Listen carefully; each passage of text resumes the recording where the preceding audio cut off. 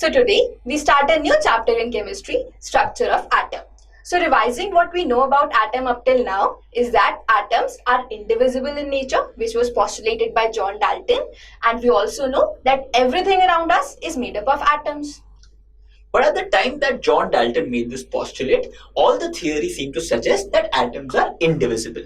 But as we went on in science later, some evidences and experiences seem to suggest that elements are made up of smaller particles, and that the only logical conclusion was that those particles must reside inside the atoms. To see what he's talking about, we consider a simple balloon.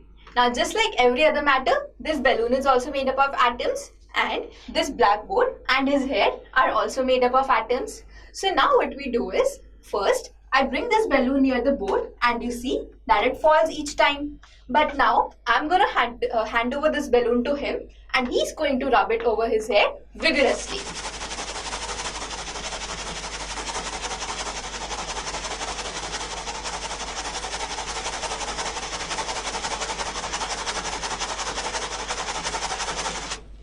And now when you bring this balloon near the blackboard, you see that it sticks. Now why did this happen? Let us dig it in some detail now. So now let me try explaining to you what just happened. Initially, when the balloon was brought closer to the board, it did not stick. However, when the balloon was rubbed on the hair and then brought closer to the board, it got stuck on the board. Now why did this happen? Do you know what sticks to each other? Unlike charges attract each other and like charges repel each other. We already know this. But initially, this attraction between the balloon and the board did not happen. So this must mean that initially, both the balloon and the board had equal amount of positive and negative charges in them.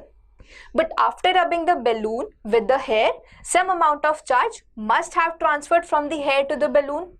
Let us say that negative charge was transferred. So now, when this negatively charged balloon is brought closer to the board, because of the attraction, the positive charges from the board come closer to the balloon and the negative charges go away. Because of this accumulation of negative and positive charges, the balloon got stuck to the board.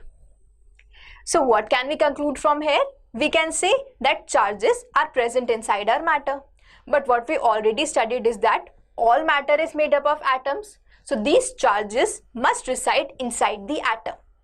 These charged particles are actually given the name. Positively charged particles are called protons and negatively charged particles are called electrons. So now when scientists came to know that atoms are indeed divisible and consist of even smaller subatomic particles, the next question was, how exactly are these subatomic particles arranged inside the atom?